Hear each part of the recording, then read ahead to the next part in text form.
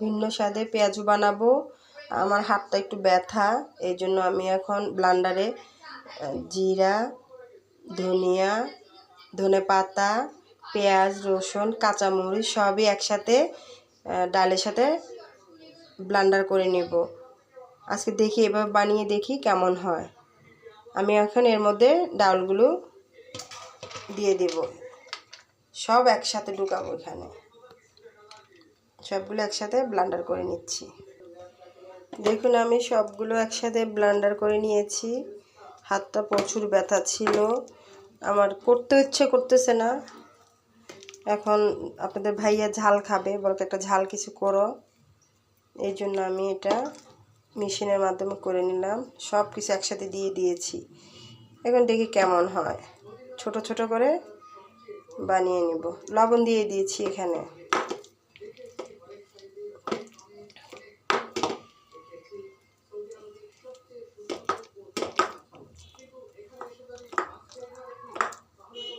আসলে এক হাতে ক্যামেরা আর এক হাতে এটা করি তো, এই জন্য ভয়ে ভয়ে আস্তে আস্তে করতে হয়।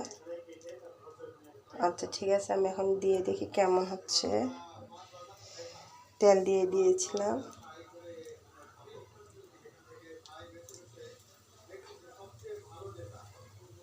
এখানে পেঁয়াজ, রসুন, জিরা, আদা, ইলিশ, ধনিয়া সব একসাথে, ধনেপাতা একসাথে দিয়ে ব্লান্ডার করে নিয়েছি, কাঁচামরিচ সহ।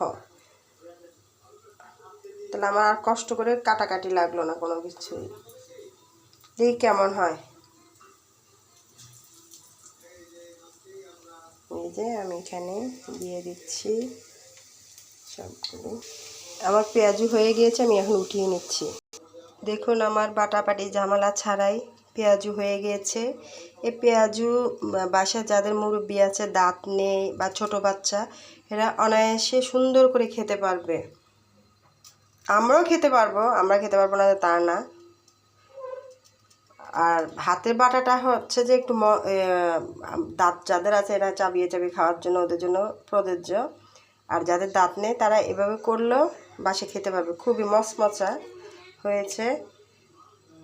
সব কিছু আমি একসাথে দিয়েই করেছি। আর যারা ব্লান্ডার করবেন কম পানি দিয়ে এটাকে ব্লান্ড করে নেবেন। একটু পানি দিলে নরম হয়ে যাবে, তাই পরিমাণ মতো পানি দিয়ে আপনাকে এটা ব্লান্ডার করতে হবে সব কিছু দিয়ে। তাই আমার পেঁয়াজগুলো কেমন হয়েছে আমাকে জানাবেন।